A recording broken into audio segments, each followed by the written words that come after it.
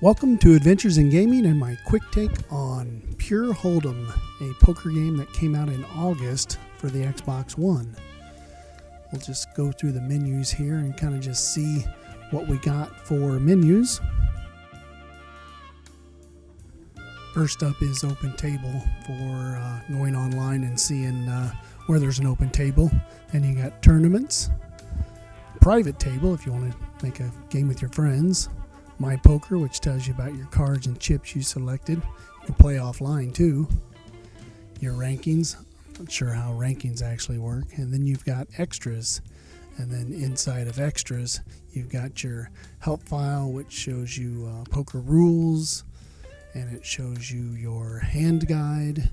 And it shows you a glossary in case you don't know what they're talking about as far as the terms. You've also got Tutorial 1 and Tutorial 2, and then you've got credits if you're willing to paint yourself through that. Okay, so we'll get right into a tournament here, and there are plenty of things about this game that I don't like, but I'll tell you a few at first here that I do like. The gameplay seems to be accurate as far as the odds and things like that. If you like Holdem poker, then I think you'll get enjoyment out of this game, but whether you get enough to spend the $20 that it costs for the game, you'll have to be the person who determines that. But I think I got it on sale for $15, so keep an eye out for a discount. As far as some of the things that are wrong with it, it seems like VooFoo Sudios or Productions or whatever the company is that produces this game seems to be to a point where they say they're going to be creating some fixes for this game, so and some changes hopefully for tournaments and things like that. When you go into a private table, you can invite your friends in, but you can't start the tournament until you get 8 players in there, so that's sort of a disadvantage. You have to play with AI players.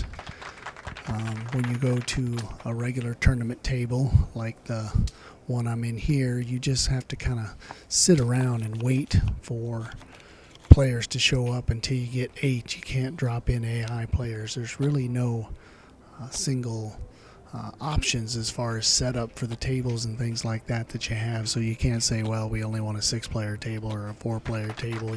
You're pretty much in there waiting, hoping that you've got players to come into the game or enough people online so that want to play at the same time you do, that can fill your table up to 8, and then you can start playing. Otherwise, you're just sitting around awaiting players until your table gets full.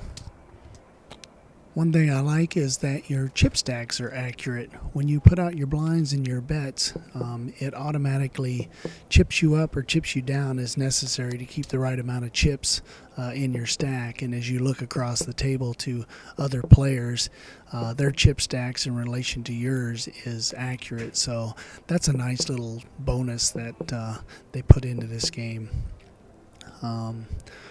One thing is you can't see your cards. You can see this as an advantage or a disadvantage or a pro or a con to the game, but you can only see your cards if you have them in your hand. Once you muck your cards, you cannot tell what you had. Most poker games will put it up on the screen what you had so you can see if you made that straight or whatever you were going for after you folded it. With this game, it's more true to real life poker in the fact that once you muck your cards, if you don't remember what you have, then you're just out of luck. One of the cons of this game that I don't like is the views. You don't have the ability to change the view of the table, such as going from a top-down view or moving at different angles. You basically get to look at your cards, or the camera is following the action around the table. So it's kind of very limiting in the fact that you're pretty much stuck looking at what they want you to look at, not what you may be wanting to look at. Another thing that I don't like about the game is the fact that it looks like you're playing a bunch of iPads.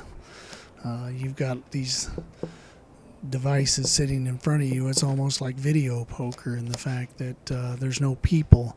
In past games, the avatars seemed a little corny, but now having this put in front of me, I really kind of enjoyed the avatar look and a customized feature of each person that you're playing against. So, and then if you want to get nitpicky as you look around, there's nobody in the casino. You're sitting here in a casino and there's nobody around. It's like your table has rented the casino for the night. So I know that's being a little bit picky because you're supposed to be paying attention to the action, but it just kind of takes just that little bit away from the realism that you're actually in a casino. There are several customizable features to the game as far as chip sets and cards and tablecloths that you can use, but you have to buy those additional items. So for your $20, you're pretty much just getting a bare bones game, whereas in games of the past have been, or at least the last one that was available was free, and then you could pay for that stuff if you wanted to. You earn chips by leveling up by playing the games, and you can also earn chips by playing their high-low game once every 24 clock hours. You can play that game by pressing the Y button in the main menu, and it flips over a card, and then you have to guess whether the next card is going to be higher or lower, and the farther you take it down the line, the more chips you get. But if you guess wrong, then all the chips get taken away. So that's a little added feature of the game that I kind of like. And to end off on a positive note, it does keep a lot of your stats for you on number of hands that you played, different types of hands that you've recorded as far as flushes, straights, two pair, single pair. And it also tracks you on a leaderboard. Now, how it comes up with those rankings, I have no idea. You get points for playing, and it really doesn't tell you how you rank up with that, but stats are what everybody loves. That's why I think the Call of Duty games are so popular. So if you like stats, you'll get a good amount out of this game. Well, I hope you enjoyed this episode of Adventures in Gaming and my quick take on pure Holdem.